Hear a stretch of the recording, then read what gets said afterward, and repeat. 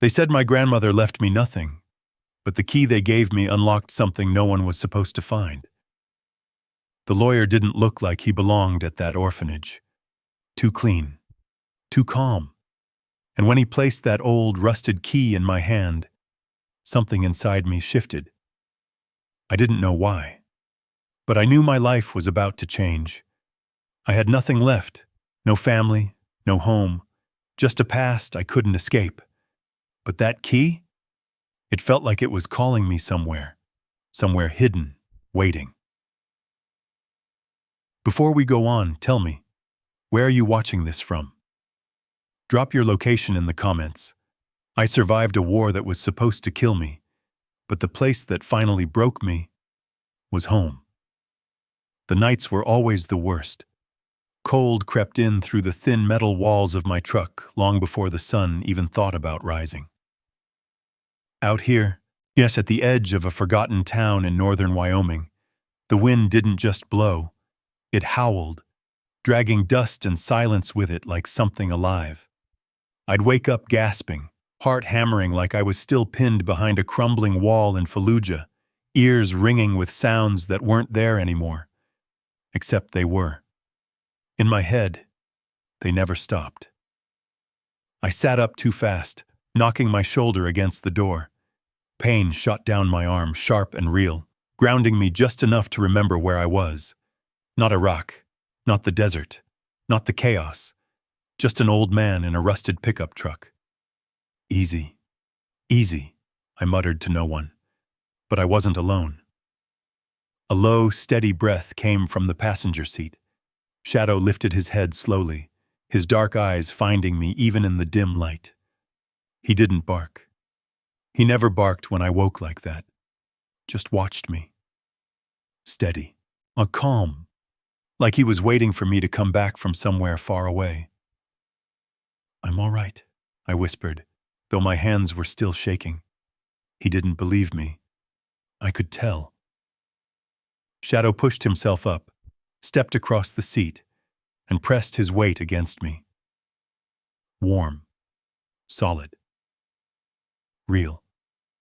His fur smelled faintly of pine and dust, the only constant in a life that had come apart piece by piece. I buried my face in his neck, breathing him in until the echoes faded, until the war let go of me, at least for now.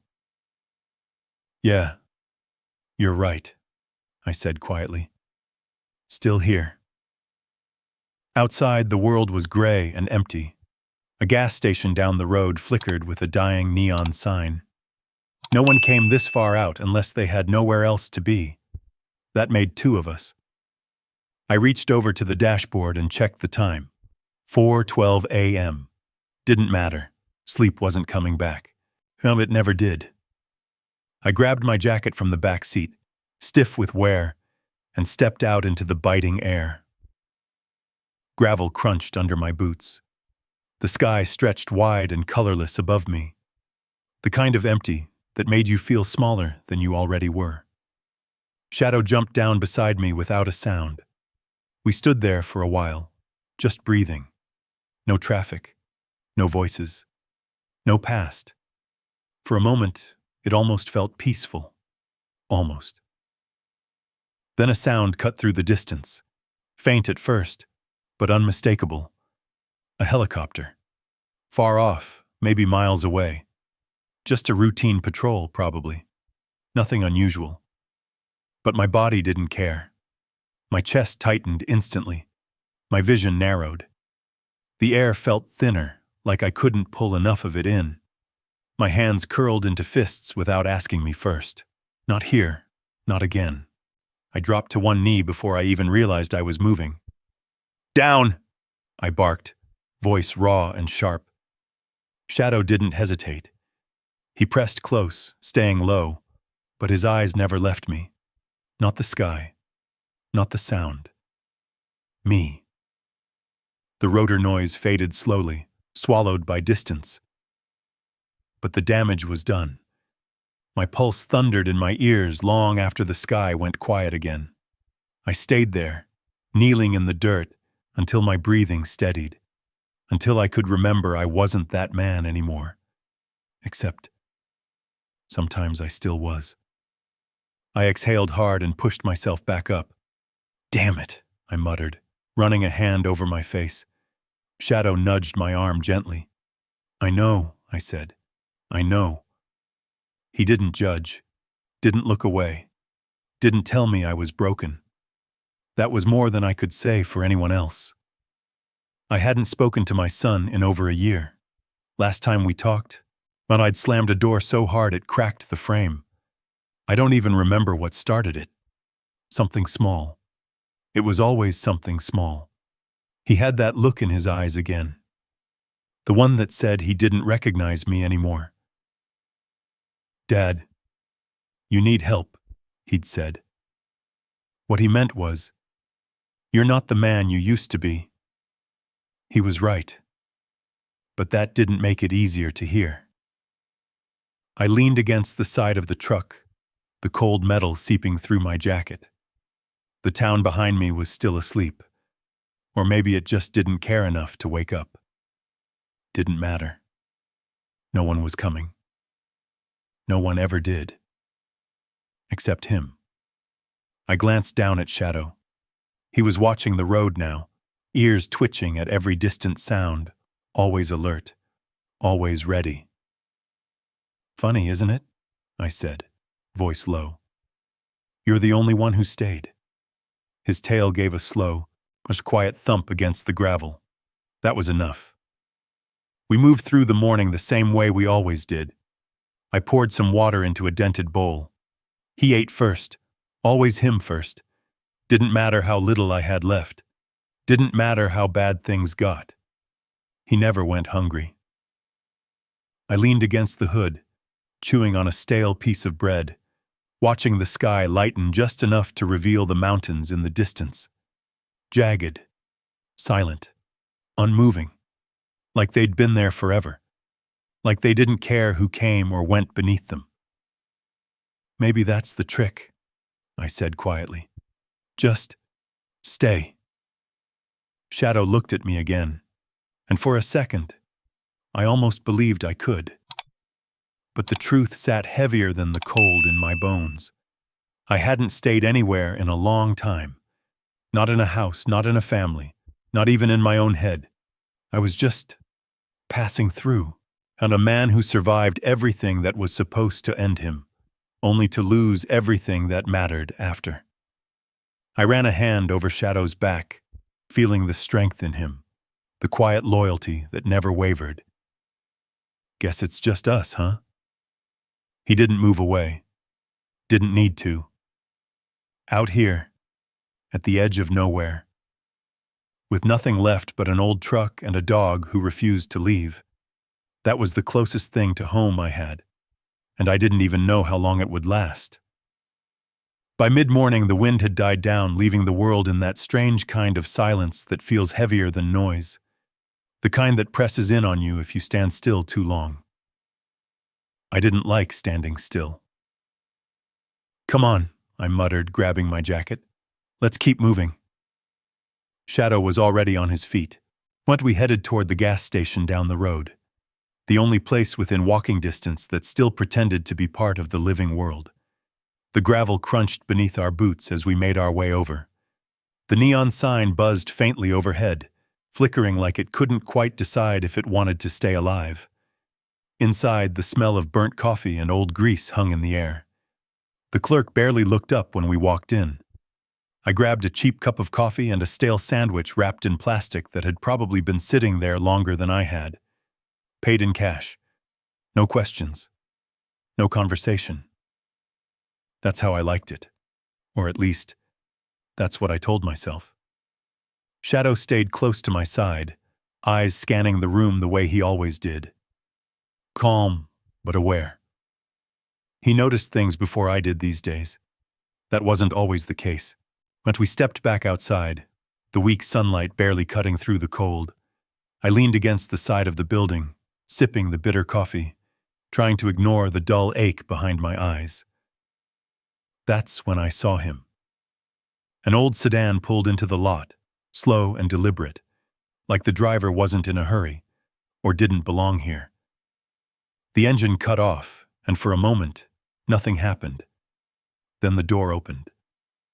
The man who stepped out didn't fit. Late 60s, maybe early 70s. Gray hair, neatly combed. A long wool coat that had seen better days, but still carried a kind of quiet dignity.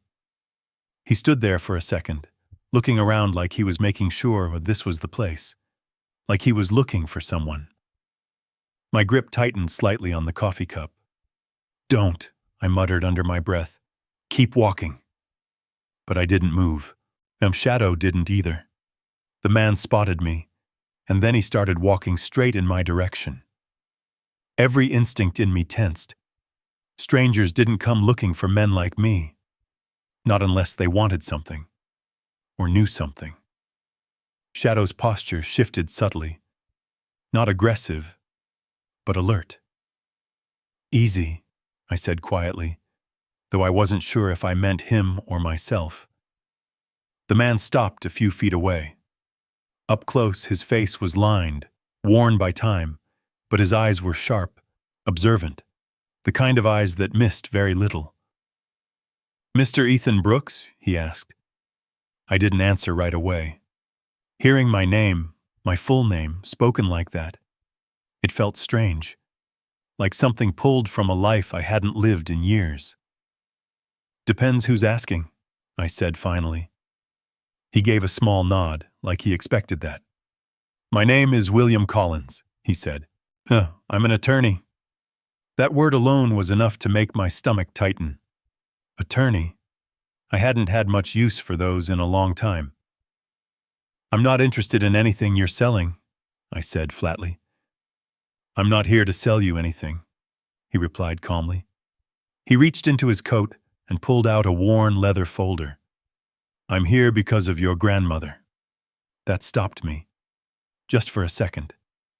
"My... what?" "Margaret Brooks," he said. "She passed away recently." The name hit like a distant echo. Familiar, but buried. I hadn't thought about her in decades. Didn't even know if she was still alive. "Got the wrong guy," I muttered, turning slightly as if to leave. But his next words held me in place.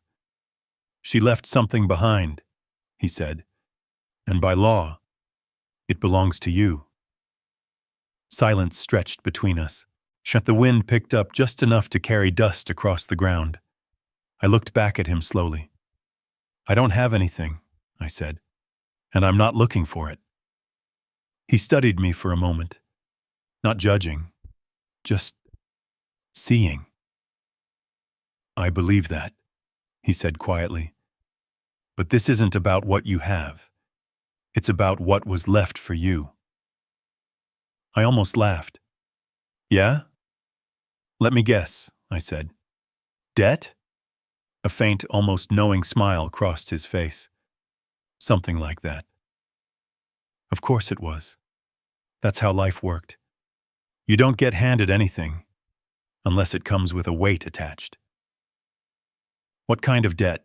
I asked, already tired of the conversation. "A property," he said. "Remote. In the mountains. Wyoming territory. It's been unoccupied for some time." I let out a slow breath. "Figures." "And?" "There are back taxes owed," he continued. Approximately $11,000. I shook my head, letting out a dry chuckle. "There it is." Shadow shifted beside me. I glanced down at him, and that's when I noticed it. He wasn't looking at the man. He was staring at the folder in his hand. Focused. Still. Like something inside it mattered. "You can refuse it," Mr. Collins said. "Of course, there's already an offer on the land. A timber company is prepared to purchase it. If you accept, the debt is cleared, and you walk away with a small sum." "How small?" I asked. "Roughly $5,000. $5,000. To someone else, that might not sound like much. To me, it was everything. A room somewhere. A bed. Maybe even a door that locked. A way out. I stared off toward the mountains in the distance. $5,000. Or a piece of land I'd never seen. Tied to a past I didn't remember. Carrying a debt I couldn't pay. Easy choice. Should have been. Then what's this? I asked, nodding toward the folder. Mr. Collins hesitated for a moment. Then he reached inside and pulled something out. It was small, old, metal, a key. Not like the kind you get from a hardware store. This one was heavier, worn smooth in places, rough in others. The edges carried time in a way you could feel just by looking at it. He held it out to me. She left instructions, he said. This was to be given to you, personally. I didn't take it right away. Something about it made my chest tighten, like I was standing at the edge of something I didn't want to step into. Shadow moved first. He stepped closer, nose twitching, eyes locked on the key. A low, not quiet sound rumbled in his chest. Not a growl, not exactly. Recognition. "What is it, boy?" I murmured. He didn't look away. Slowly, I reached out and took the key. It was colder than I expected. Heavier, too. And the moment it settled into my palm, something shifted. Not outside. Inside. A feeling I couldn't name. Mr. Collins watched me carefully. "There's more," he said. "Documents, a map, details about the property. You have 30 days to decide what you want to do." I stared at the key. 30 days. That's all it took to decide the rest of your life. Funny how that works. "I'll think about it," I said. "That's all I ask," he replied. He handed me the folder, then stepped back. "If you choose to sell, contact me. If you choose to go, the location is marked." He paused, then added, "Oh, softer. Sometimes what looks like a burden isn't."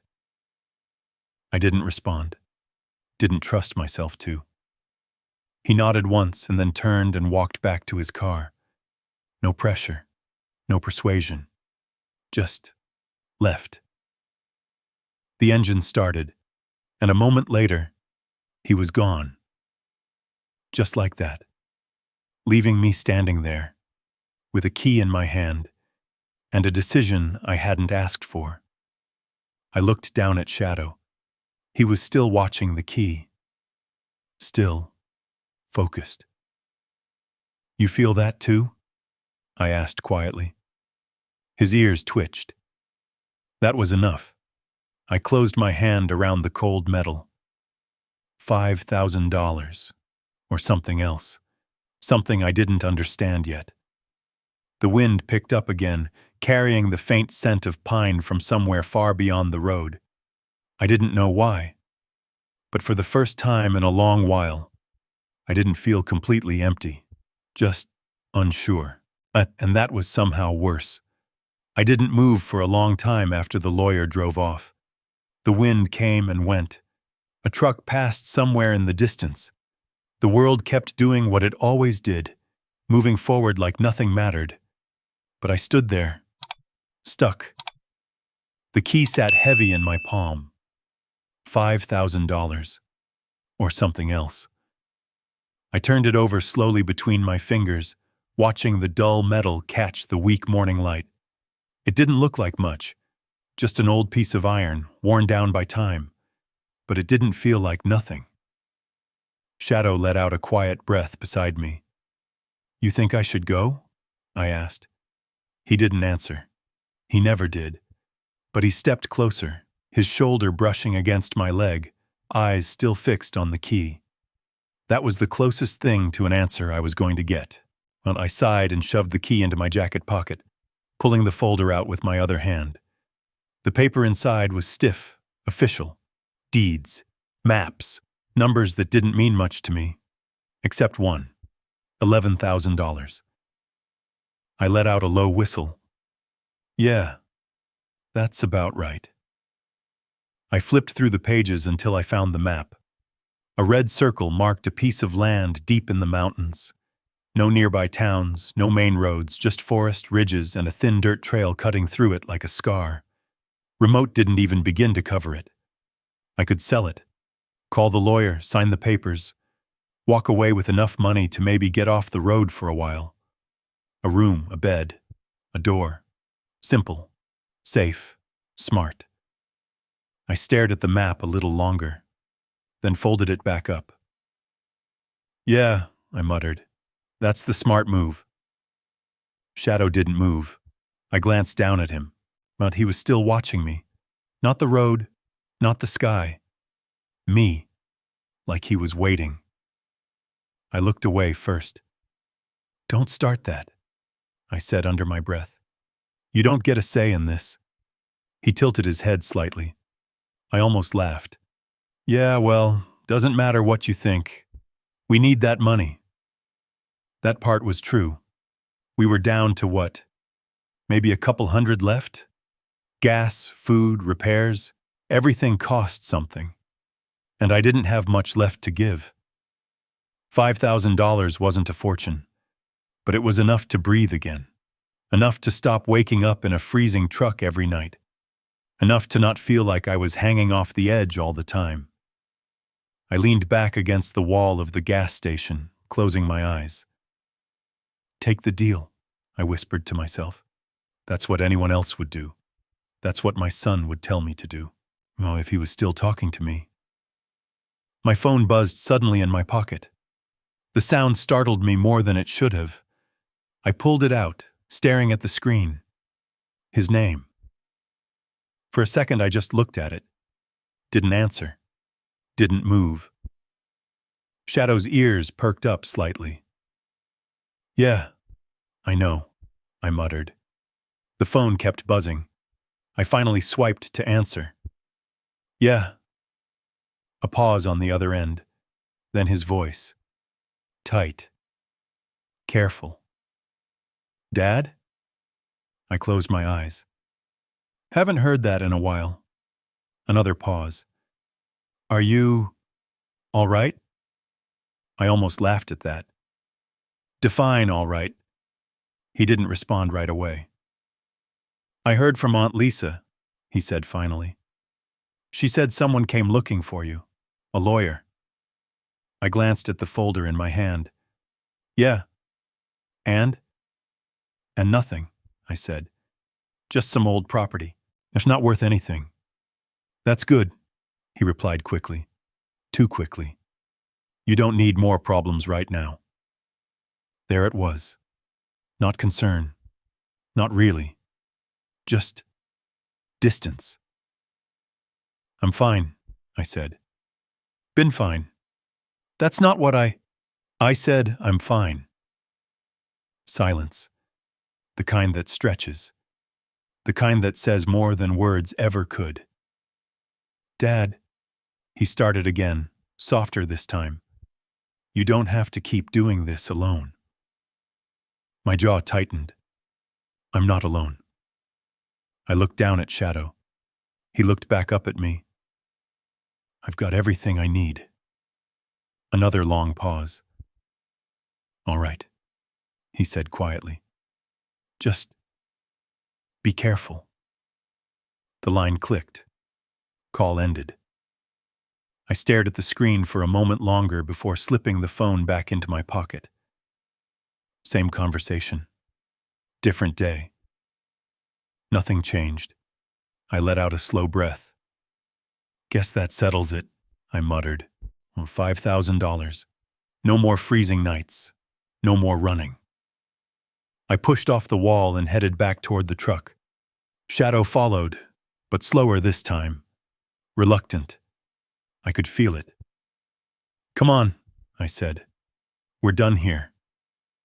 He stopped halfway. I turned back. "What?" He didn't move. Just stood there, looking at me.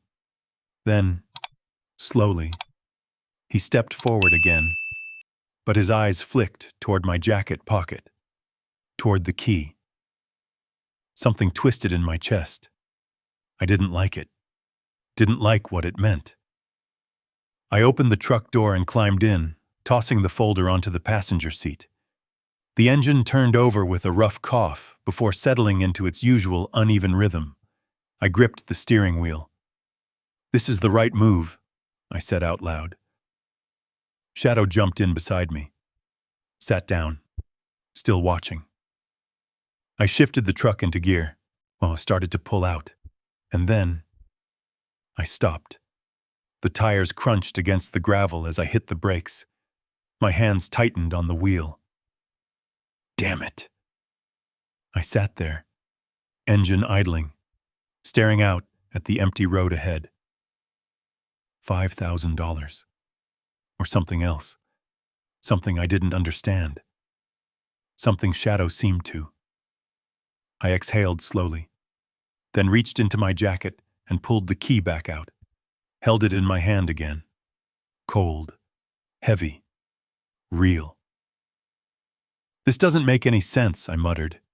Shadow leaned closer. His nose brushed against my wrist. Not pushing, not forcing, just there.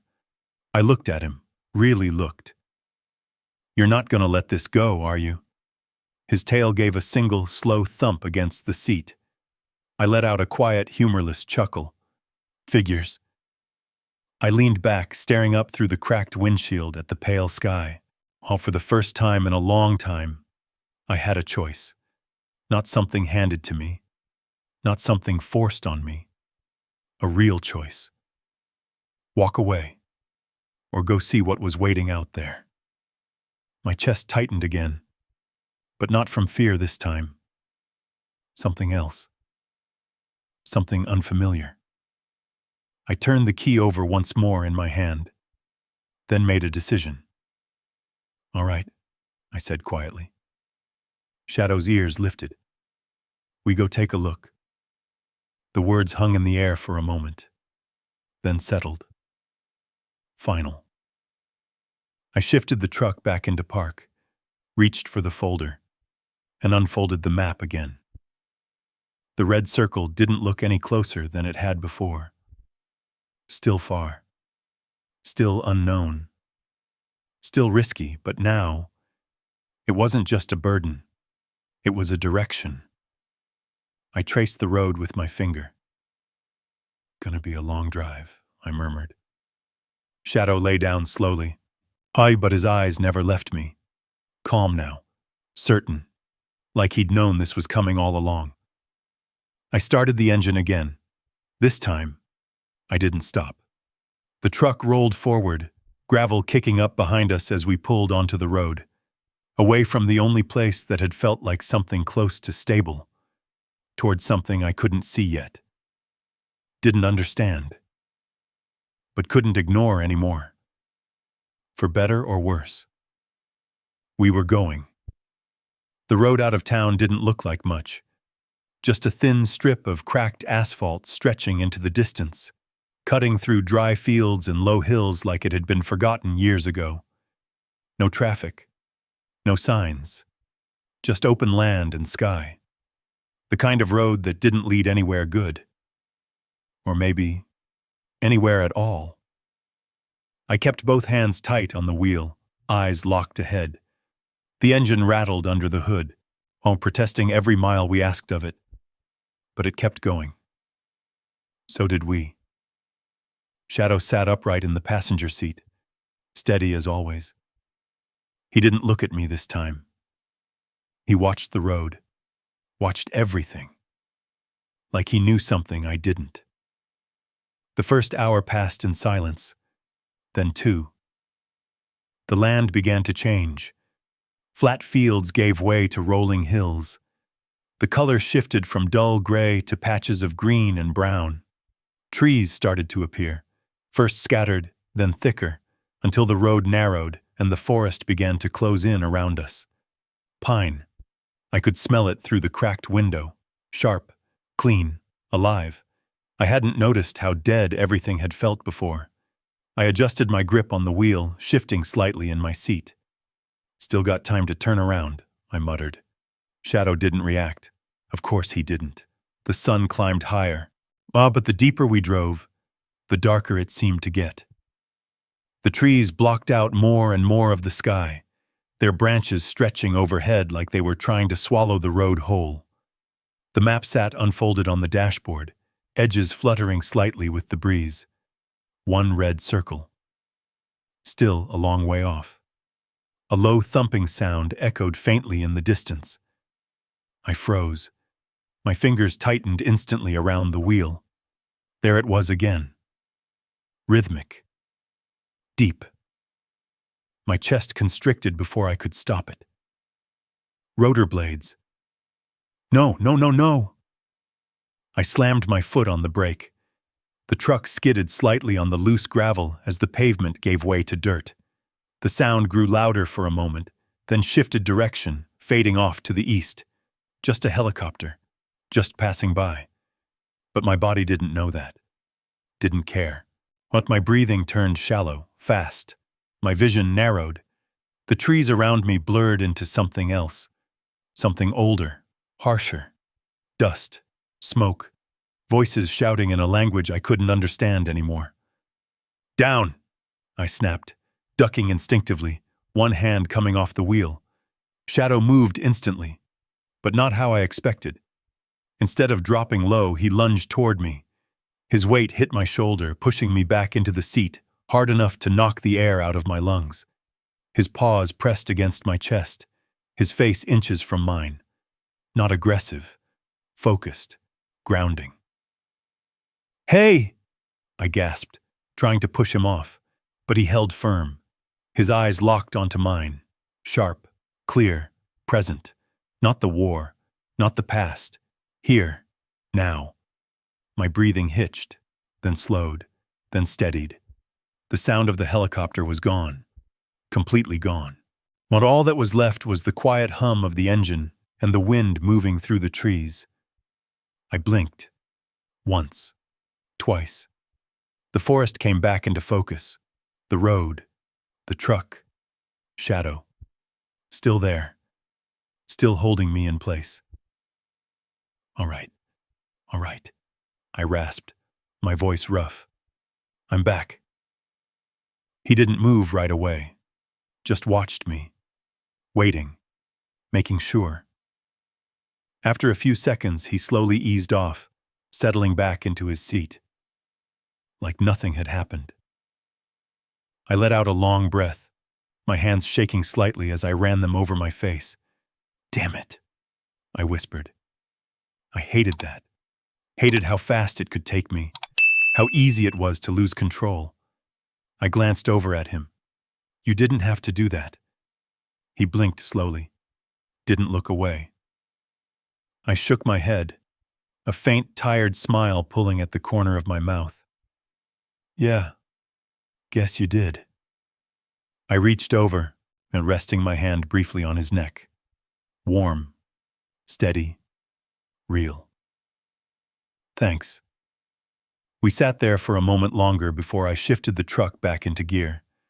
The tires rolled forward again, crunching into the dirt road as we left the last trace of pavement behind. No turning back now.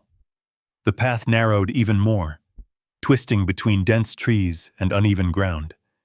Branches scraped lightly against the sides of the truck as we pushed deeper into the forest. The light dimmed. The air cooled. Everything felt quieter. Not peaceful.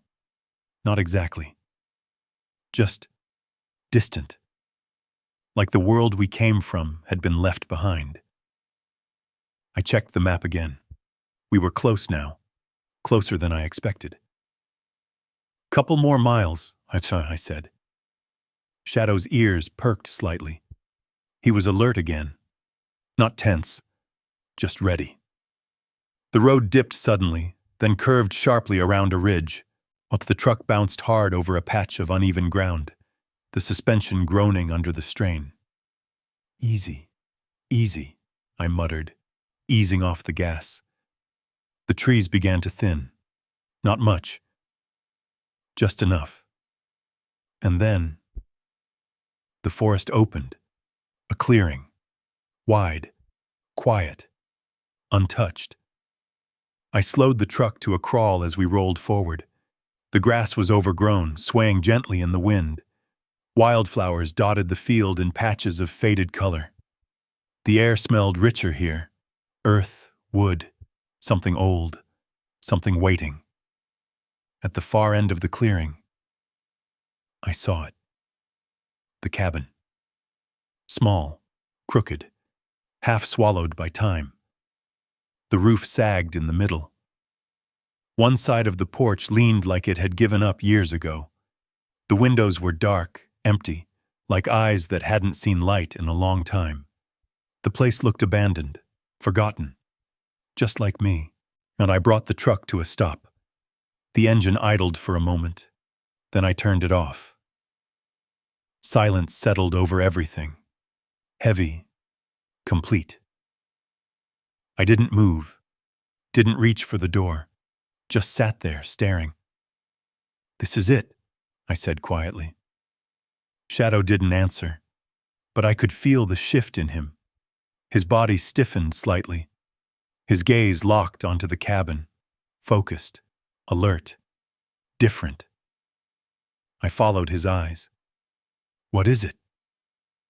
No response. Just that same stillness, that same attention. Like something about this place wasn't right. The wind picked up slightly, rustling through the tall grass. A loose piece of metal on the roof creaked faintly, swaying back and forth. The sound echoed in the silence. Lonely, unsettling. I swallowed. "Well," I muttered. "We made it." But I didn't get out. Not yet. Something about the place. It didn't feel empty. It felt waiting. I reached into my jacket slowly, pulled out the key, held it in my hand.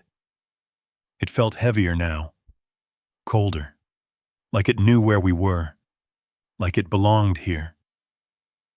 Shadow let out a low, quiet sound. Not fear, not quite. Something deeper. Instinct.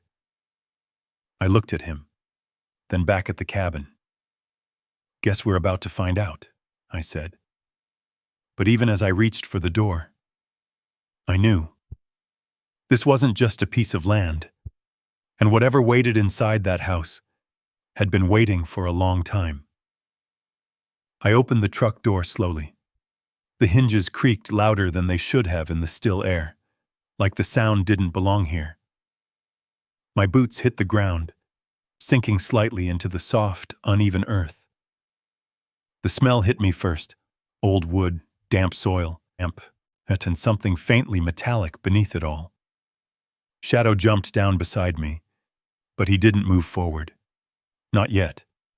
He stood close to my leg, muscles tight, eyes fixed on the cabin like it might move if he looked away.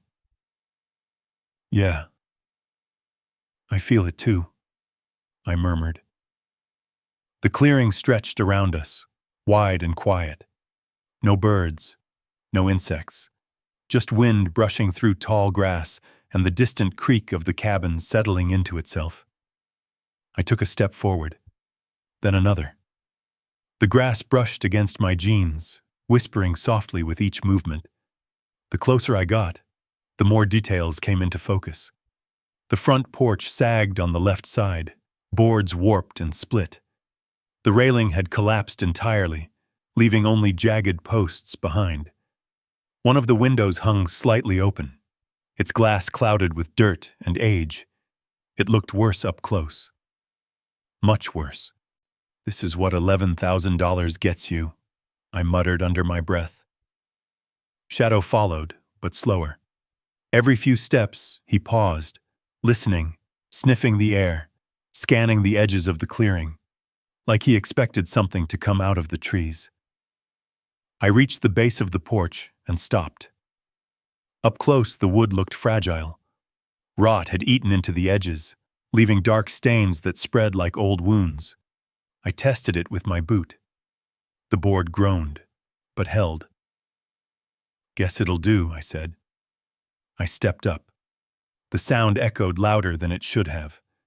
Behind me, Shadow hesitated. "Come on," I said. He didn't move. I looked back. His ears were pinned slightly back now, his gaze not on me, but on the tree line behind the cabin. Focused, tense. "What is it?" I asked quietly. "Nothing. Just wind. Just trees." And I waited a second longer, then shook it off. "Stay close," I said, turning back to the door. The front door is worse than the rest of it. The paint had peeled away completely, leaving bare wood exposed to years of weather. The handle was rusted, the frame slightly warped. I pulled the key from my pocket, held it in my hand. For a moment, I didn't move. Something about this felt wrong, like crossing a line you couldn't uncross. "All right," I muttered. "Let's see what you left me." I slid the key into the lock. It resisted at first. Then, slowly, it turned. A dull, grinding click echoed through the silence. The sound sent a strange chill down my spine, like something had just been unlocked. That wasn't supposed to be. I pushed the door. It opened with a long, tired creak. A dust shifted in the air as the darkness inside revealed itself inch by inch. I didn't step in. Not yet. The air that came out was colder than it should have been. Stale. Still. Like it hadn't moved in years. Shadow let out a low, uneasy breath behind me. "Yeah," I whispered. "I don't like it either." I leaned slightly forward, letting my eyes adjust. Shapes began to form in the dim light. A table. A chair. A fireplace, cold and empty. Everything covered in a thin layer of dust, untouched. Frozen. It looked lived in, but abandoned. Not destroyed. Not trashed. Just left. I stepped inside. The floor creaked under my weight, but held. Shadow followed this time, reluctantly. The moment he crossed the threshold, his entire body tensed. His head turned sharply toward the far corner of the room and stayed there. What is it?" I asked again. No answer. Just that same stillness, that same focus. I turned slowly, scanning the room. Nothing. Just shadows, furniture, silence. "You're seeing things," I muttered, though I wasn't sure if I meant him or myself. I moved further in, brushing dust off the table with my sleeve. The wood beneath it was still solid, strong, not ruined, not completely. I ran my hand along the surface. "Could fix this," I said quietly. The words surprised me. I hadn't meant to say that. Shadow shifted behind me. Then suddenly, a sound. Outside. Footsteps. My head snapped toward the door. Shadow reacted instantly, stepping in front of me, body low, a deep growl building in his chest. The sound came again. Gravel crunching, slow, deliberate. Someone was here. I moved toward the doorway, went my senses sharpening. And then I saw him. A man stood at the edge of the clearing. Mid-40s, maybe. Clean clothes. Expensive boots that didn't belong out here. He held himself like he owned the place. Or thought he did. He smiled when he saw me. It wasn't friendly. "Didn't expect anyone to actually show up," he called out. I stepped out onto the porch. Shadow stayed right at my side. Watching. Ready. "Who are you?" I asked. The man walked closer, hands relaxed at his sides. "Name's Derek Hale," he said. "I represent West Pine Timber." Of course he did. "The company that made the offer," I said flatly. "That's right." He stopped a few feet from the porch, looking past me at the cabin, then back at me. "You must be Ethan." I didn't respond. Didn't need to. He already knew. "Look," he continued, his tone easy, practiced. I figured I'd come out here personally. Save us both some time. His eyes flicked briefly to Shadow. The dog's growl deepened. Derek noticed, but didn't step back. Friendly dog, he said. Depends who you are, I replied. A faint smirk touched his lips. Fair enough. He reached into his jacket and pulled out a folded document. I'll get straight to it, he said. The offer you were given, that's still on the table. I crossed my arms. And I'm prepared to make it easier for you, he added. Sign today, and we can move the process along immediately. No hassle, no waiting.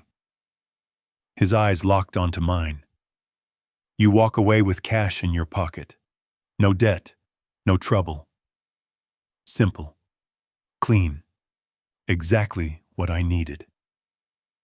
Shadow took a step forward.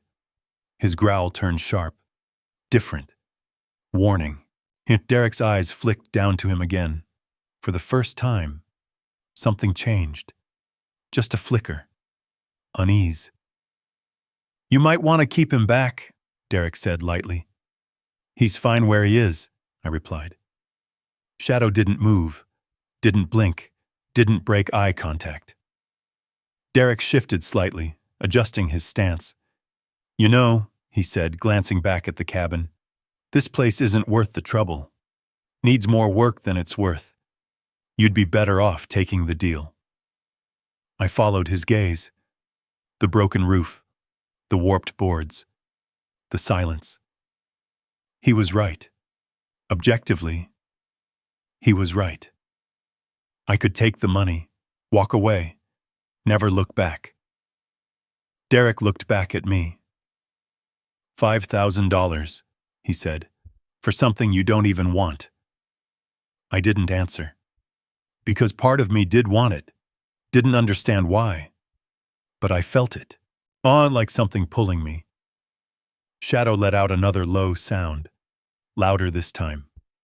Derek's eyes narrowed slightly. You sure about that dog? He asked. He doesn't like you, I said. Derek smiled again, but this time, it didn't reach his eyes. That makes two of us. The wind shifted, carrying the scent of pine, and something else, something heavier. I looked at Shadow, then back at Derek. Something wasn't right. Not with him, not with this place, not with any of it. And for the first time, the $5,000 didn't feel like a way out anymore. It felt like a mistake, waiting to happen. I didn't answer Derek, not right away. The wind shifted again, pushing a cold breath across the clearing. It carried the faint scent of something older than the cabin, something buried deep in the earth. And Shadow's growl didn't stop. If anything, it got quieter, more focused, more dangerous. Derek noticed. His smile faded just a little. Well, he said, folding the document slowly, I won't pressure you. That was a lie. You think about it, he added. I'll be around. That part wasn't. He turned, walking back toward the edge of the clearing without another word. His boots barely made a sound against the dirt, but something about the way he moved stuck with me. Too calm, too sure. Like he already knew how this would end. I watched him disappear into the trees, and for a long moment, I didn't move. Shadow kept staring at the spot where he vanished, ears forward, body still tight. You saw that too, huh? I murmured. He didn't relax, not even a little. I let out a slow breath, rubbing the back of my neck. Yeah, I don't like him either. The sun had started to dip lower, shadows stretching longer across the clearing. The air cooled quickly out here, like the warmth never stayed long. I glanced back at the cabin, then at the truck, then at the forest. No neighbors, no lights, no help. Just us. Guess we're staying, I said quietly. Shadow finally looked at me, not questioning, just accepting, like he already knew. We moved back inside as the light faded. The cabin felt different now, heavier. The silence inside wasn't empty anymore. It pressed in from all sides. I set my bag down near the fireplace, brushing dust aside with my boot. The floor creaked again, but held steady. First thing tomorrow, we figure out if this place is worth saving, I muttered. But my voice didn't carry far. The walls swallowed it. Shadow moved slowly around the room, nose low, checking every corner. He paused at the same spot he'd stared at earlier, the far corner, near the wall. He sniffed, then pawed lightly at the floor. "Hey," I called. "Leave it." He didn't. His ears twitched slightly, listening. I watched him for a second, then shook my head. "Later," I said. I didn't have the energy for mysteries. Not tonight. I found a chair that looked sturdy enough and dragged it closer to the fireplace. The wood inside was old, but dry enough to catch if I got it going. It took a few tries, but eventually, a small flame flickered to life. The light pushed back the darkness just enough to breathe. Shadow settled near the door, still alert, still watching. The fire cracked softly, filling the silence with something human, but something real. I leaned back in the chair, staring into the flames. For a moment, it almost felt okay. Almost. Then, a sound. Sharp. Sudden. My body reacted before my mind could catch up. I was on my feet instantly, heart racing, breath gone. Gun. Where? My hand moved automatically, reaching for something that wasn't there anymore. Not here. Not now. The sound came again, a loose board shifting, somewhere in the cabin. Shadow was already up, low stance, eyes locked toward the hallway. A low growl rolled from his chest. "Easy," I whispered. But I wasn't talking to him. My vision narrowed. The firelight flickered, casting shadows that moved just a little too much along the walls. Not real. Not real. But my body didn't care. The hallway stretched ahead, darker than the rest of the cabin. Deeper, like it didn't belong to the same space. Another sound. Closer. My breath hitched. And just like that, I wasn't here anymore. Sand, heat, smoke. The sound of boots pounding against ground that wasn't this ground. "Move!" someone shouted. A flash. A crack. My chest tightened, lungs locking up. I staggered back, knocking into the chair. It scraped loudly across the floor, the sound snapping something loose inside my head. "No. No, no." "Ethan." The voice didn't belong here. "Ethan." Closer. Clearer. A weight hit me. Hard. Shadow. He shoved into me, forcing me back, breaking my line of sight with the hallway. His body pressed against mine, solid, unyielding, present, here, now. I grabbed onto his fur without thinking, grounding myself in the only thing that made sense. "Stay with me," I whispered, my voice shaking. The fire crackled behind us. The hallway stayed still, silent, empty. Slowly, painfully, the world came back. The cabin, the fire, shadow, breathing. I dragged in a deep breath, then another. My hands trembled as I let go of him. "I'm good," I rasped. Lie. But closer than before. Shadow didn't move. He stayed right there, watching me, making sure. After a few seconds, I straightened slowly. The hallway didn't move, didn't breathe. didn't exist. Just wood. Just shadow. Just the house settling, I muttered. But I didn't believe it. Not fully. I backed away from the hallway, returning to the fire. Shadow stayed close this time, closer than before. The night deepened outside. The wind picked up, rattling loose boards and whispering through cracks in the walls. Every sound felt sharper, or louder, like the cabin was alive. I didn't sleep. Not really. Every time my eyes closed, something pulled me back awake. A sound, a memory, a feeling. Time stretched.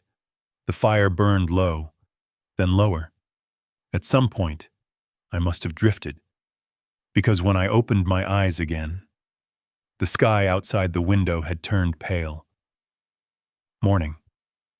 Cold light filtered into the room, washing away the shadows of the night. For a moment, everything felt still. Quiet. Normal. Then I noticed Shadow. He wasn't by the door anymore. He was across the room, at that same spot, the corner. His paws dug into the floorboards, scraping at something beneath. "Hey," I said, pushing myself up. "What are you doing?" He didn't stop. The wood groaned under his claws. Something hollow echoed beneath it. I froze. That wasn't the sound of solid ground, and I stepped closer. Knelt down. Pressed my hand against the floor. There it was. A faint give. Different. Not like the rest. "That's new," I murmured. Shadow stepped back slightly, watching me now. Waiting. I brushed away the dust. The outline became clearer. A seam, barely visible, but there. A section of floor that didn't belong. My pulse picked up again. Not fear this time. Something else. Something sharper. I looked at Shadow. He didn't blink. Didn't move. Just watched. Like he already knew what I was about to find. And for the first time since I got here, I wasn't thinking about leaving anymore.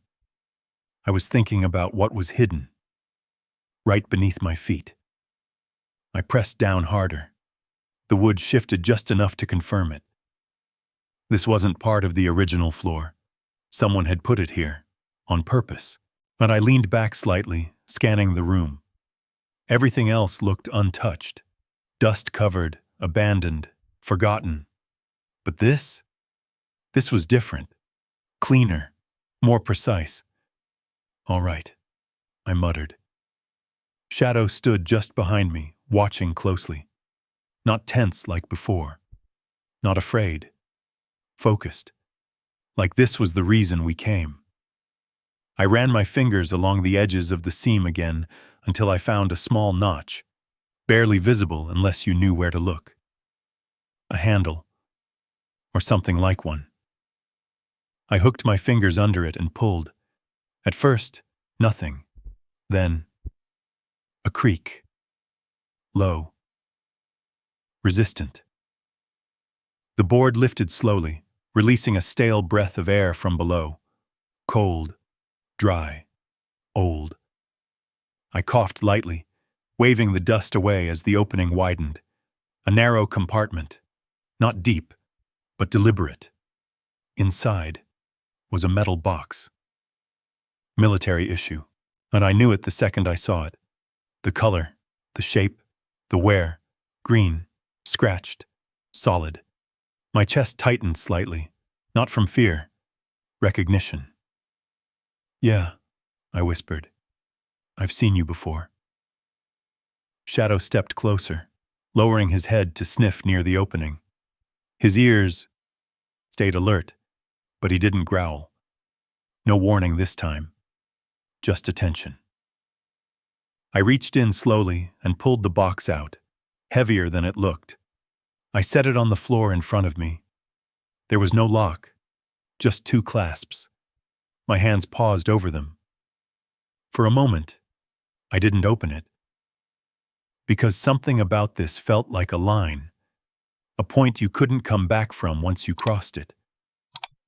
Could still walk away, I murmured. But the words felt hollow. I flipped the clasps. One, then the other. They snapped open with a sharp, hot metallic click that echoed louder than it should have. I lifted the lid. Inside, paper, folders, a map, and something else beneath it all. Carefully placed, organized, preserved, like someone had been waiting for this moment. I reached in and pulled out the top folder. My name wasn't on it, but I recognized the name immediately. Raymond Cole. My breath caught. No, I whispered. That wasn't possible. I hadn't heard that name in years. Didn't expect to ever hear it again. Captain Raymond Cole. My commanding officer. My friend. The man who didn't make it back. Or at least, that's what I was told. My hands trembled slightly as I opened the folder. Inside were documents, reports, military records, but not the kind you file away and forget. These were different.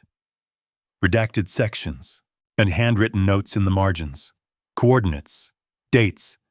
Some of them lined up with missions I remembered. Others didn't.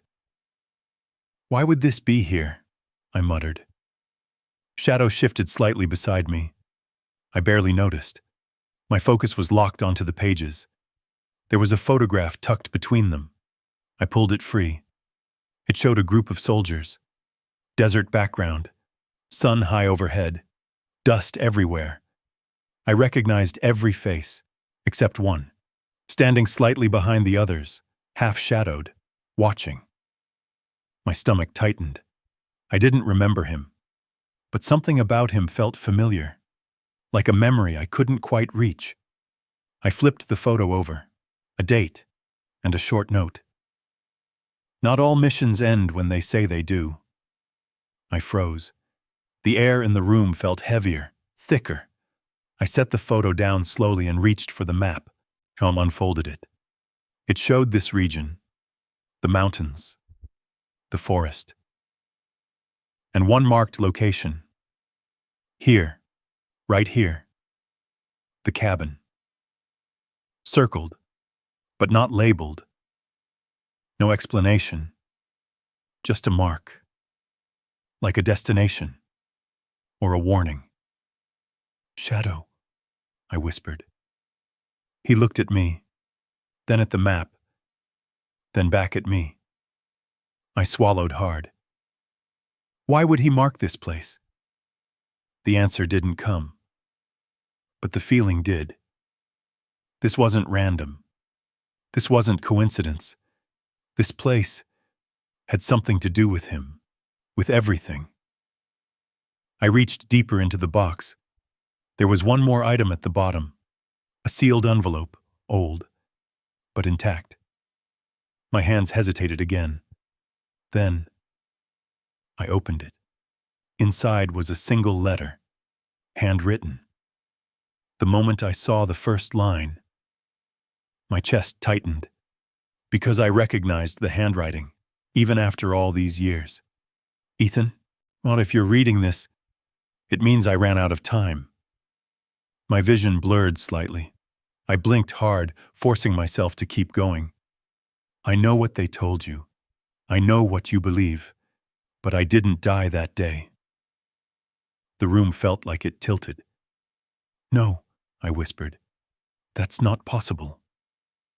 Shadow stepped closer, pressing lightly against my side, grounding me, keeping me here. I kept reading. They needed you to believe it. Needed everyone to believe it. Because what we found out there was bigger than any of us. My hands tightened around the paper. They're still watching, still looking. And if this letter reached you, it means they might be getting close again. A cold weight settled in my chest. The words felt real. too real.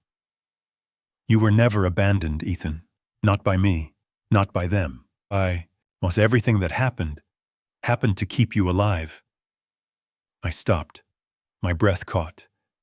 The room went quiet. Too quiet. The words echoed in my head. Not abandoned. Protected. I looked up slowly. The cabin didn't feel the same anymore. Not empty. Not forgotten. Prepared. Like everything here had been left for me. On purpose. Shadow shifted again, his body suddenly going tense. I followed his gaze. Toward the door. The light outside had changed. Dimmed slightly. Like something had passed in front of it. My heart started to pound. "Did you hear that?" I whispered. No answer. Just the wind. But something felt wrong. Different. I folded the letter slowly, my hands steady now. Not because I wasn't afraid, but because something inside me had changed. I wasn't just reacting anymore. I was understanding, piece by piece. "Someone knew I'd come here," I said quietly. Shadow didn't take his eyes off the door, and neither did I. Because whatever this place was, whatever had been left behind, it wasn't over. Not even close. And out there, beyond the trees, something else was getting closer. I didn't move, didn't breathe. The air inside the cabin shifted, subtle, but enough. Like the outside world had leaned in just a little closer, listening. Shadow stepped forward, placing himself between me and the door. Not barking, not lunging, just ready. His body was still, but I could feel the tension running through him like a live wire. "Easy," I whispered, but my voice barely carried. The letter was still in my hand. I looked down at it again, then back at the door, then back at the letter. They're still watching. The words pressed into my mind harder now, not like a warning, like a memory I hadn't fully unlocked yet. I forced myself to focus, think, not react. That was the difference now. That was what this place was doing to me, changing the way I saw things. I turned away from the door and moved back toward the box, lowering myself to the floor again. "If someone's out there," I said quietly, "then this matters even more." Shadow didn't move from his position, but his ears shifted slightly, listening to me, listening to everything. I picked up the letter again and kept reading. My time ran shorter than I expected. They found out I survived. And once they did, they didn't stop. A slow, cold weight settled in my chest. They wanted what we carried out of that desert, not the reports, not the official story. Something else. I frowned. "What we carried," I whispered. My mind searched for it. Fragments, broken pieces, a mission that didn't line up, a night that never made it into any report. Something we weren't supposed to find. My fingers tightened around the paper. "They'll come for you if they think you know, but they won't expect you here." I glanced around the cabin again. This place. Hidden, forgotten, prepared. This land isn't just land. It's a shield. I let out a slow breath. A shield. Not a burden. Not a mistake. Protection. Everything shifted again. Every choice. Every moment. Every loss. "You were never abandoned, Ethan." The words hit harder this time. Deeper. Because now, I understood them. Or at least, I was starting to. I lowered the letter slowly, but my hands weren't shaking anymore. Not like before. The fear was still there, but it wasn't in control. Shadow let out a low sound. Different this time. Not warning. Alert. I looked up. The light at the doorway shifted again. A shadow passed. Quick. Gone before I could fully see it. But it was there. Someone was outside. Watching. My body reacted. But not the way it used to. No panic, no freeze, just focus. Stay here, I whispered to Shadow. He didn't move, didn't blink, just waited. I stood slowly, my movements controlled, quiet, measured, the kind of movement you learn when noise gets you killed. I stepped toward the door, each step slow, intentional. The floor creaked softly beneath me, but not enough to give me away. I stopped just before the threshold, listened. Nothing. Just wind. Just trees. Oh, but I knew better now. I stepped outside. The clearing looked the same. Still. Empty. Too empty. My eyes scanned the tree line.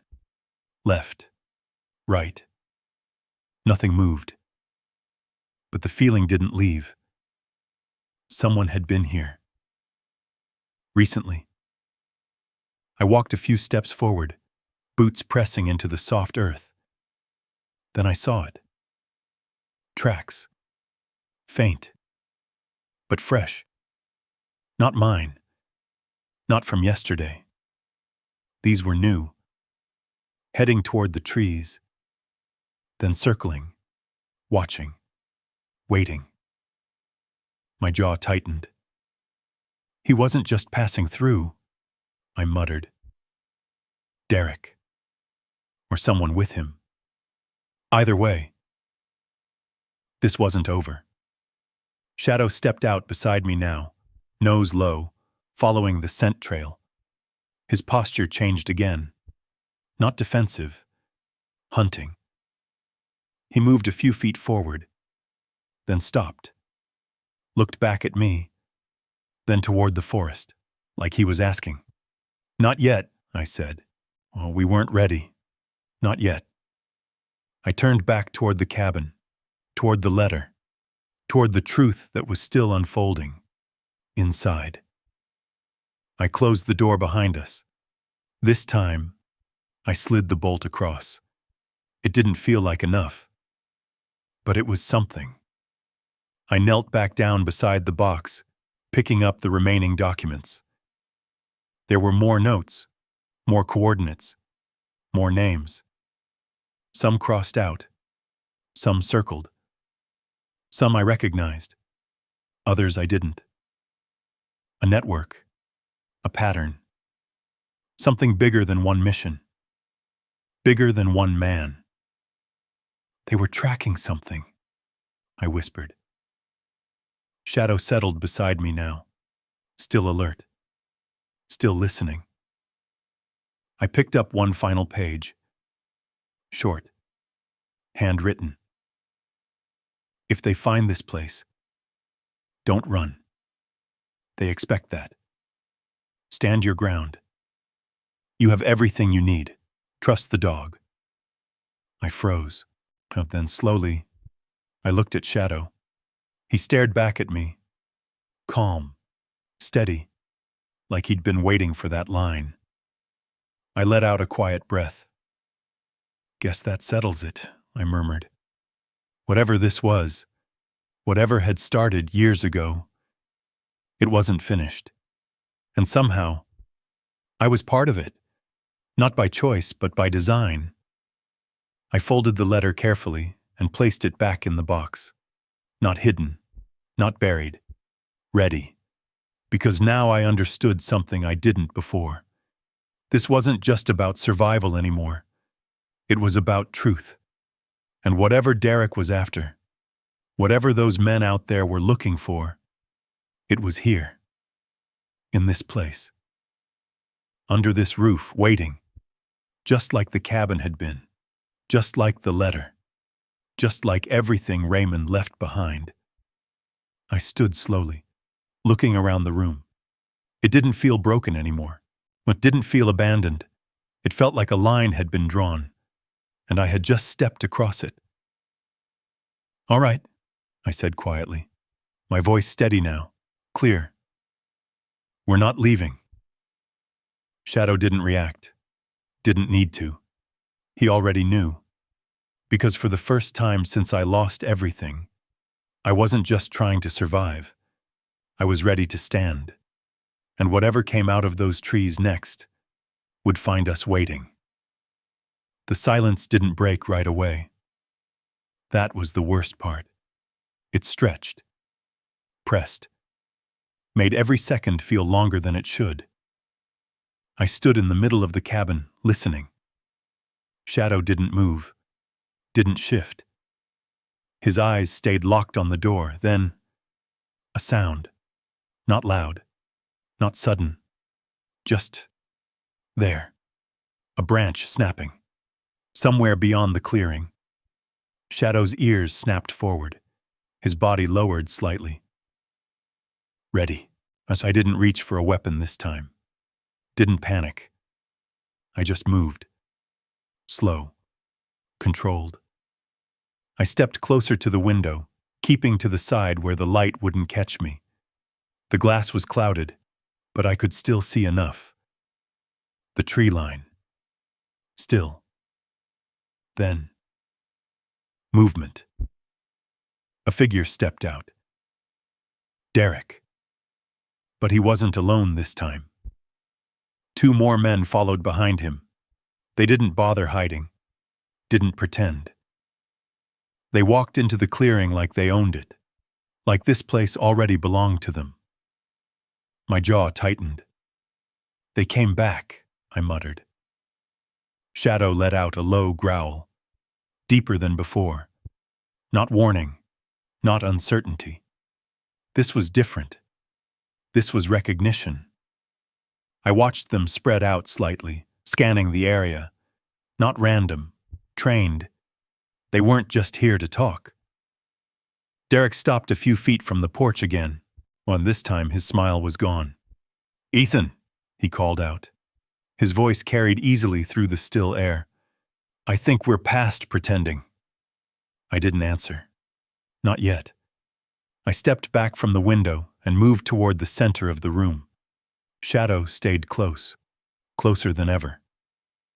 "They know," I said quietly. He didn't need to respond. We both understood.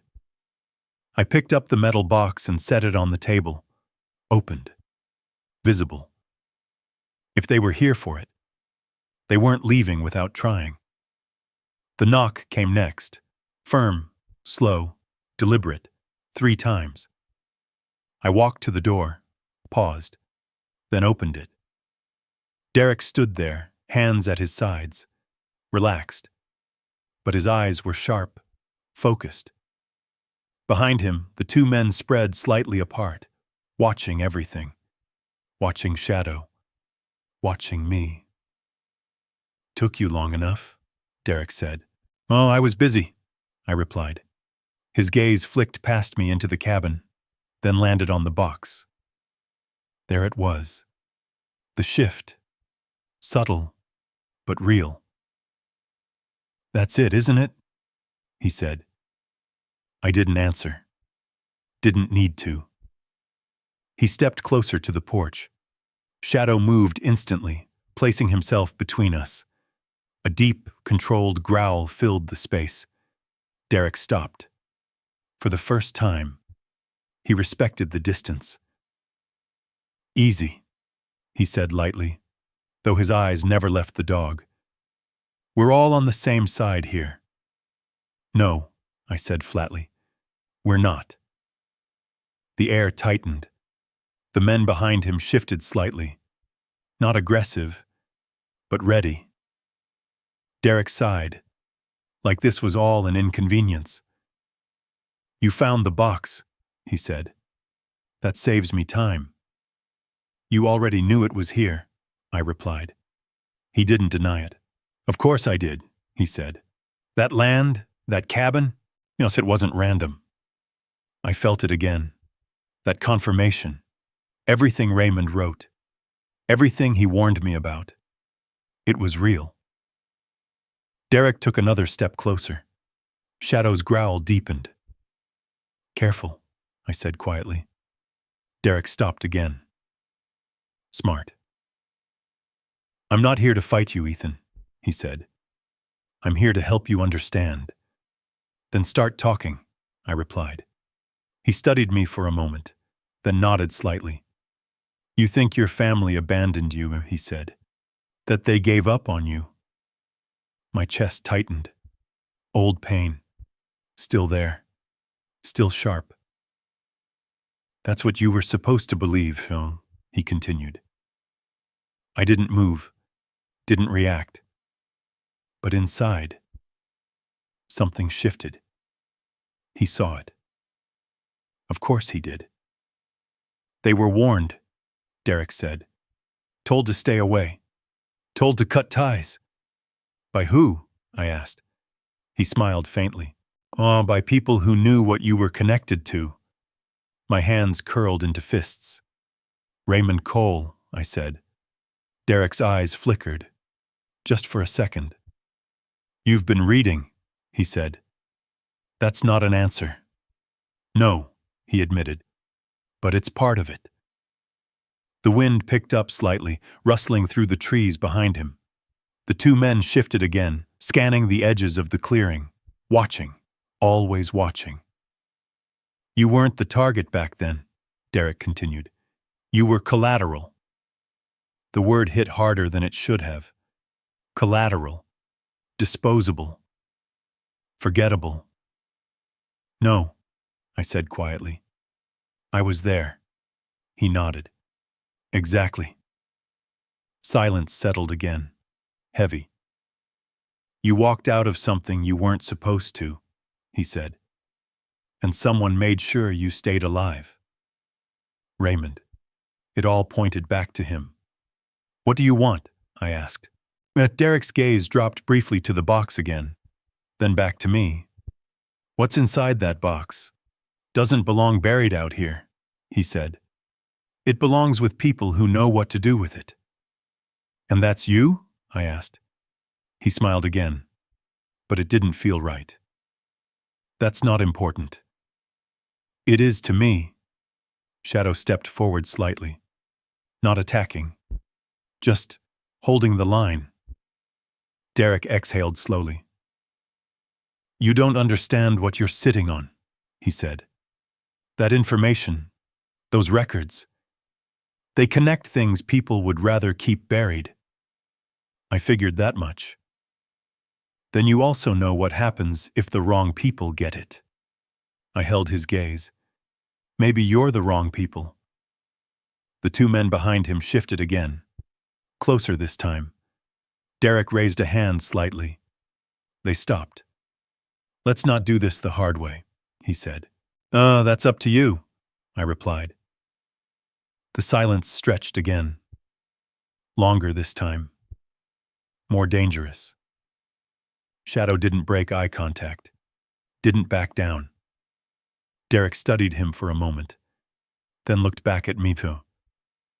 "That dog," he said quietly. "He's the only reason this conversation is still happening."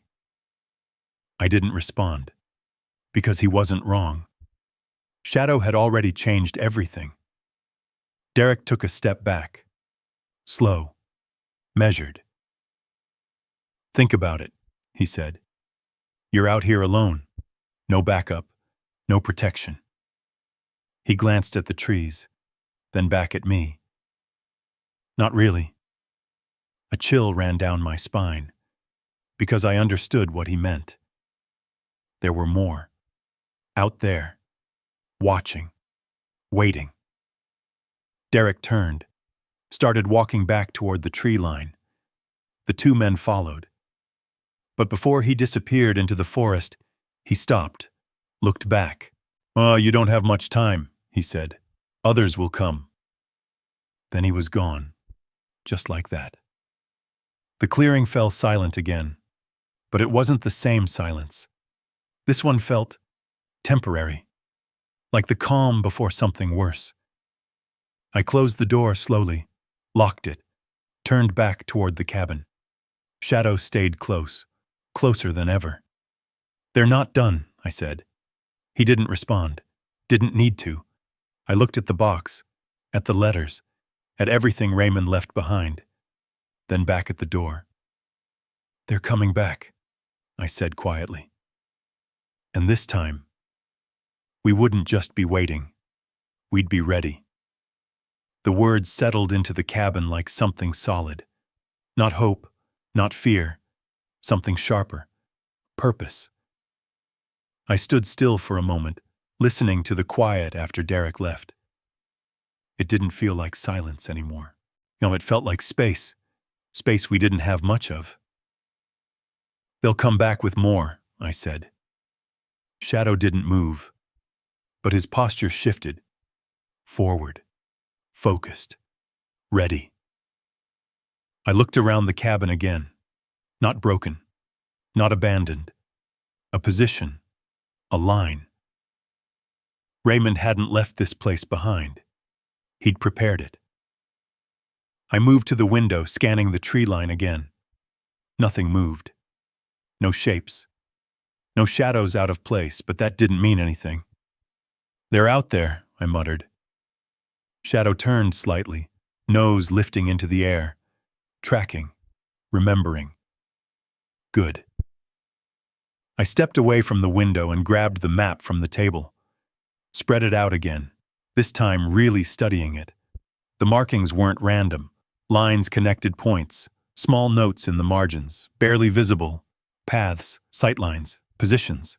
My eyes narrowed. "Oh, this wasn't just a hiding place," I said. It was a plan. I moved quickly now, not rushed, but clear. I stepped outside and walked the perimeter of the cabin, boots pressing into the dirt, eyes scanning everything. Shadow stayed tight at my side. We moved together. The clearing felt different now. Not empty. Exposed. I walked to the edge where Derek had stood earlier. Kneeled. Studied the ground. Fresh tracks. 3 sets. But underneath them, older impressions. More than 3. Faint. Worn. Used before. "They've been coming here for a while," I said quietly. Shadow let out a low sound. Agreement. I stood and turned slowly, looking back at the cabin. From this angle, I saw it. The elevation. The way the trees curved slightly around the clearing. The narrow approach paths. Natural cover. Well, Raymond had chosen this place for a reason. "It's defensible," I murmured. Shadow moved ahead a few steps, then stopped, looking toward a cluster of rocks near the tree line. I followed. There, half hidden by brush. A narrow gap. Barely visible unless you were looking for it. A path. Leading deeper into the woods. Not on the map, or maybe it was. Just not obvious. "Alternate route," I said. Shadow stepped into it slightly, then looked back. Waiting. "Not yet," I told him. "We had enough to deal with here, for now." We returned to the cabin. Inside, the air felt tighter, more focused. I grabbed a hammer from my bag and started moving. Boards, windows, weak points. Every place that could be seen through, broken into, or used against us. I reinforced. Not perfect, not permanent, but enough. The rhythm helped. Each strike grounded me. Each movement clear. Purpose replaced the noise in my head. No flashbacks. No drifting. Just here. Now. Shadow moved constantly. Checking. Watching. He paused often at the door, at the window, at the corner where the box had been. Never still for long. Time passed. I didn't check the clock. Didn't need to. The light outside began to fade again. Evening. Faster than it should have come. I stepped back, wiping sweat from my brow. The cabin looked different now. Still worn. Still old. But stronger. Ready. As ready as we're gonna get, I said. Shadow stood near the door again, listening, always listening. I walked over and placed a hand on his back. You all right? He didn't look at me, just stayed focused. Then, a sound, far, faint, but there. Engines. But my head lifted instantly. Shadow's ears snapped forward. Yeah, I said quietly. That's them. The sound grew slightly, then stopped. Not far. Close enough. They're not hiding anymore, I murmured. Shadow let out a low growl. I moved to the window again, carefully shifting the board just enough to see out. The clearing was empty, but the forest wasn't. Lights flickered faintly between the trees. Multiple. Moving. My chest tightened. Not fear. Calculation. How many? I whispered. More than before. Definitely more. Shadow stepped closer to me now. Not in front. Beside. Equal. Ready. I lowered the board again. Turned back toward the room. They're coming tonight. I said. No question. No doubt. Shadow's body stiffened slightly, then settled, prepared. I grabbed the box and placed it under the table, not out of direct sight but still within reach. Not hidden. Protected. Then I moved to the door. Checked the lock again. Solid. For now. The wind outside picked up. Stronger, carrying the sound of branches shifting, leaves whispering, and footsteps. Distant, but closing. I stood in the center of the cabin, breathing steady, heart controlled. The old panic didn't come, didn't take over, because this wasn't chaos. This was clear, simple. They come in, we hold. Shadow moved slightly in front of me, not blocking, just ready. The lights outside grew brighter, closer. Shadows moved between the trees, then stopped. Right at the edge of the clearing. They were waiting now, just like we were.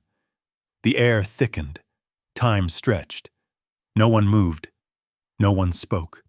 And in that moment, I understood something I hadn't before. This wasn't about running anymore, wasn't about surviving one more night. This was the line, and once it was crossed, there was no going back. I exhaled slowly. Stay with me, I said. Shadow didn't look away from the door. Didn't need to. He was already there. And as the first step broke from the tree line, I didn't feel lost. I didn't feel alone. For the first time in a long time, I felt ready. The feeling didn't last long, because readiness doesn't stop what's coming. It just changes how you meet it. The first figure stepped into the clearing, slow, deliberate, not rushing, not afraid. Derek. Of course it was. He moved like he had all the time in the world, stopping just short of the porch again. Behind him, shapes shifted between the trees. More men this time, spreading out, forming a loose perimeter. Not hiding anymore, not pretending. This was it. Shadow's growl returned. Low, controlled. I stepped forward, stopping just inside the door. Didn't open it. Didn't need to. Ethan! Derek called out. His voice carried easier now, stronger, confident. You've had time to think. I didn't answer. I watched. Waited. Let him speak. That's a mistake, he added, tilting his head slightly. Silence won't help you here. I reached out and slowly opened the door. The night air rushed in, cool, sharp, carrying the scent of pine and something else underneath. Pressure. I stepped onto the porch. Shadow followed instantly, placing himself just ahead of me. Between. Always between. Derek noticed. Of course he did. That dog again, he said quietly. He's not going anywhere, I replied. Derek gave a faint nod. Neither are we. The wind shifted again, pushing against the cabin walls. The boards creaked softly behind me, but they held. For now. Derek took a step closer. Shadow didn't move, didn't flinch, but his body lowered just enough. Ready. Last chance, Joe, Derek said. Give me the box and you walk away. No. Simple. Clean. Final. Derek exhaled slowly, like he'd expected that. Then you don't understand the situation, he said. No, I replied. I understand it perfectly. His eyes narrowed slightly. Behind him, one of the men shifted position. Closer. Testing. Shadow reacted instantly, one sharp step forward, a warning growl that cut through the air like a blade. The man stopped. Derek raised a hand slightly. A control, he still had it. But it was slipping. You think this is about you, Derek said. It's not. It is now, I answered. Silence again. Heavy, tight. Then, movement. Fast. Not from Derek, from the side. One of the men broke formation, stepping quickly toward the edge of the porch. Not charging. Testing. Pushing. Shadow moved before I could react. A blur of muscle and instinct. He closed the distance in a heartbeat, placing himself directly in front of the man, teeth bared, a deep, commanding growl erupting from his chest. The man froze. Hands raised slightly, not in surrender, in hesitation. He hadn't expected that. No one ever did. Call him off, Derek said. Back up, I replied. The man hesitated, then slowly stepped back. Shadow didn't follow, didn't chase. He held the line, us exactly where it needed to be. Derek studied him again. Longer this time. Different. Not annoyance, not dismissal, respect. Reluctant. But real.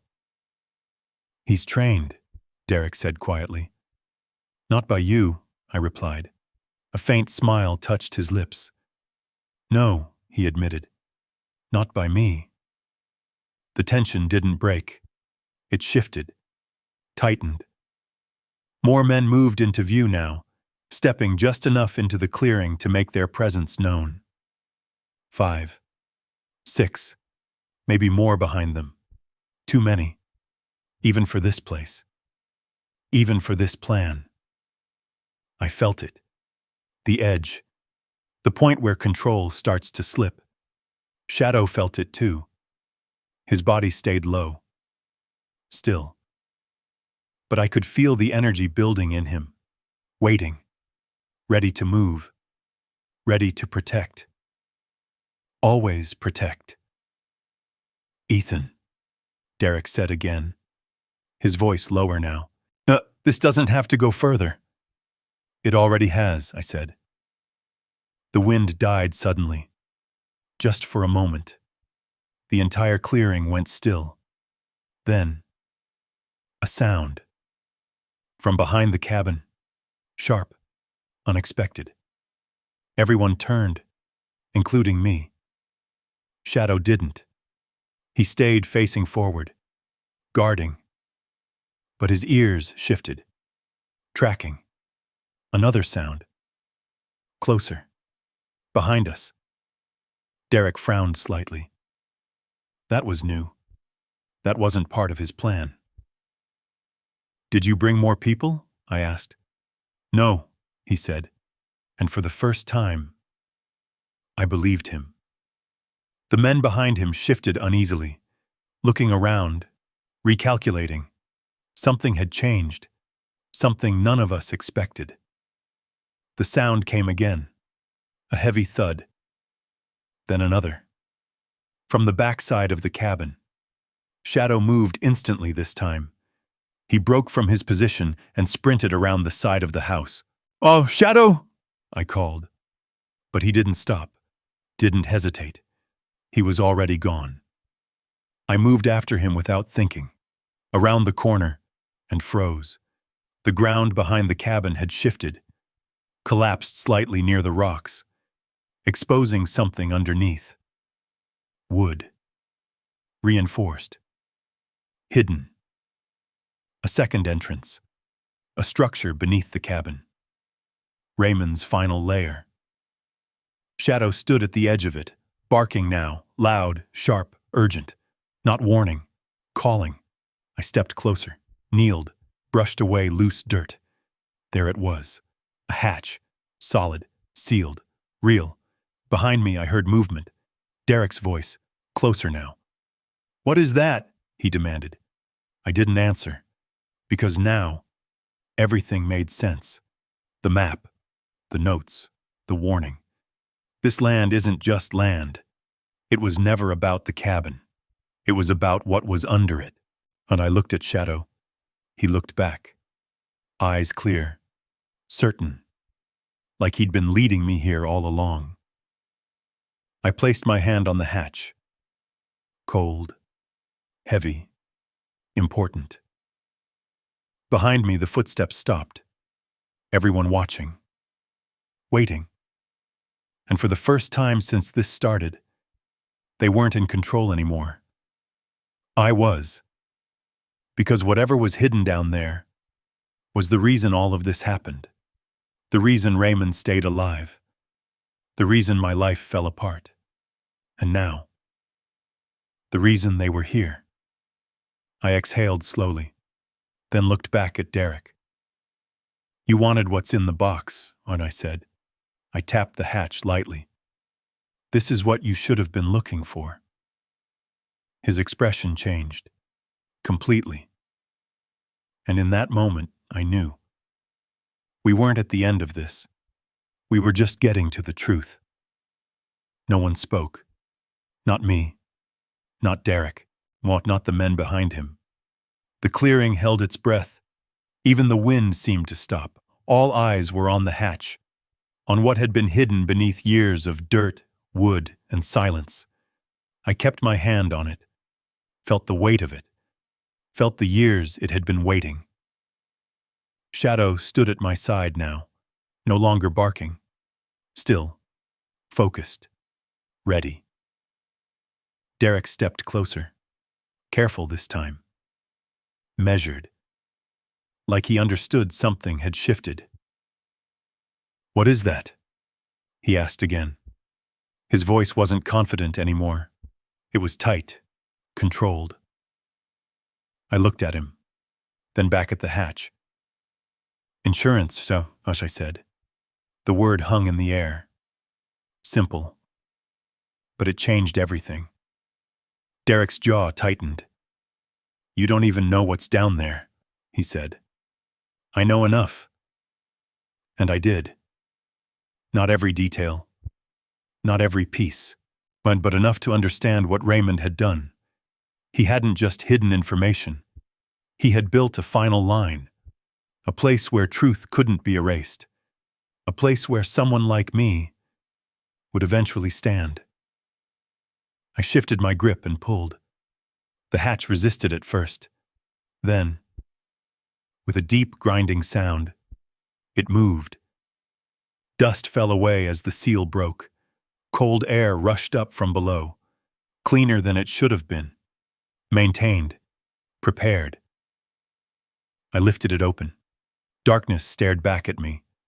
Not empty. Deep. A ladder led down. Metal. Solid. Not makeshift. Built. For a long moment, no one moved. Then Shadow stepped forward. Without hesitation, he placed one paw on the edge, looked down, then back at me, waiting. I nodded once. "Stay close," He moved first, carefully, descending into the dark. I followed, each step slow, controlled. The air changed as we went down, cooler, still, different from the cabin above. When my boots touched the ground, I paused, then reached for the switch. It was exactly where it should be, like someone had expected me to find it. I flipped it. The lights came on, soft at first, then steady, and the space revealed itself. A room. Not small, not rough, structured.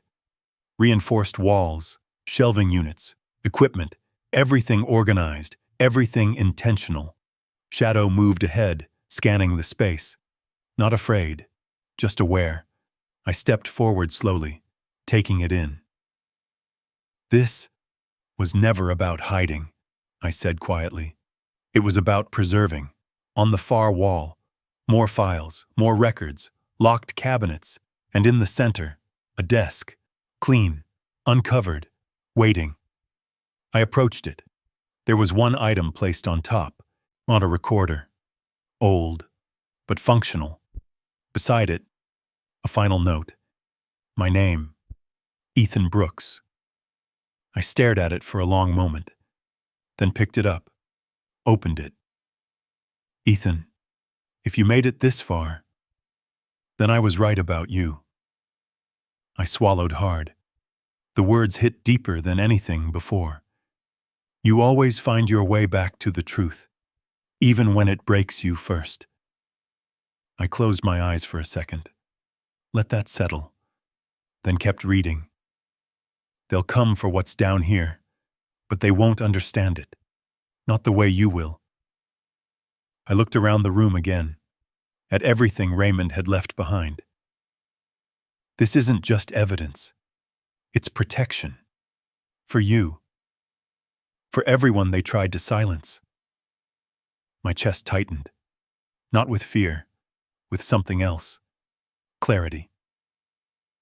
You were never the problem, Ethan. You were the survivor. And survivors don't run. They stand. I let out a slow breath. The words settled into place. Every piece, every moment, every loss. It all connected. Above us. A sound. Footsteps. Closer. Derek, the others. They were coming down. Of course they were. Shadow looked toward the ladder, then back at me. Ready. I nodded. Yeah, I said quietly. No more running. I reached for the recorder, pressed play. A voice filled the room. Raymond's voice. Older, but unmistakable. Calm. Steady. If you're hearing this, then it's time.